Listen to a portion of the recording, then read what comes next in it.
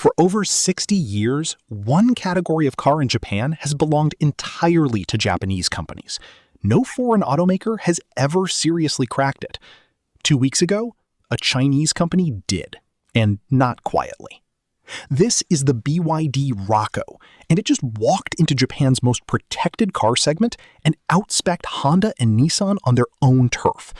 Stick around, because the reason this tiny, cheap car matters has nothing to do with how it looks.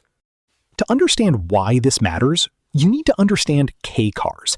In Japan, they're not just a budget category. They're nearly 40% of every new car sold in the entire country. Strict size and power limits keep them small, cheap, and easy to park on narrow city streets.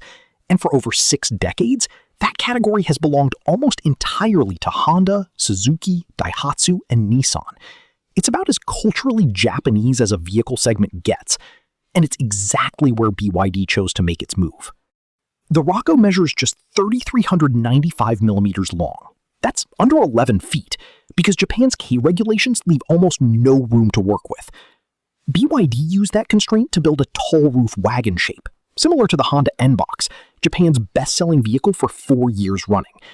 It's not trying to look radical. It's trying to look like it belongs in the segment it's invading. Step inside, and this is where the Racco starts making a real case for itself. A power-sliding side door you can open hands-free with a foot gesture, an NFC smartphone key, a 10.1-inch touchscreen, heated seats, and a heated steering wheel. Features you wouldn't expect at this price point in this category.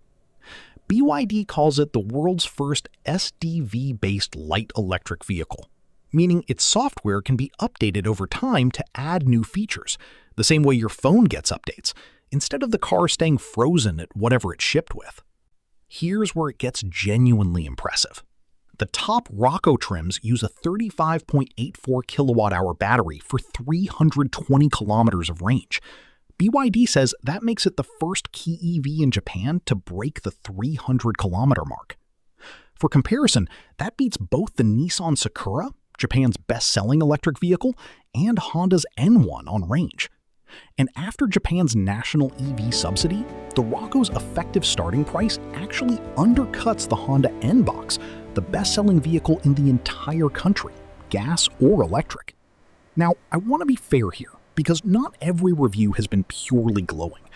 At least one outlet pointed out that while the Racco has the lowest sticker price in its class, the real-world price once you add options can climb higher than that headline number suggests. That's worth knowing before you get too excited about the advertised figure. The base price is genuinely competitive, but lowest sticker and lowest price you'll actually pay aren't always the same thing. Zoom out, and this is bigger than one small car. Japan's auto market has historically been one of the hardest in the world for foreign brands to break into, K-cars especially. BYD didn't try to compete on flash or size. They came in matching the category's own rules, then quietly beat the incumbents on range, price, and tech. If the Racco actually sells well over the next year, it won't just be a win for BYD. It'll be proof that Japan's most protected car segment isn't as unbreakable as it's been for the last 60 years. The Racco is on sale now across 70 BYD dealerships in Japan, with financing as low as around $115 a month. So here's my question for you. Is this the moment a Chinese automaker finally cracks Japan's most fiercely protected car market? Or will loyalty to Honda, Suzuki, and Nissan keep the Racco a curiosity rather than a real seller? Tell me honestly in the comments. Subscribe, because if this actually takes off in Japan, it changes a lot about how we should think about Chinese EVs going global.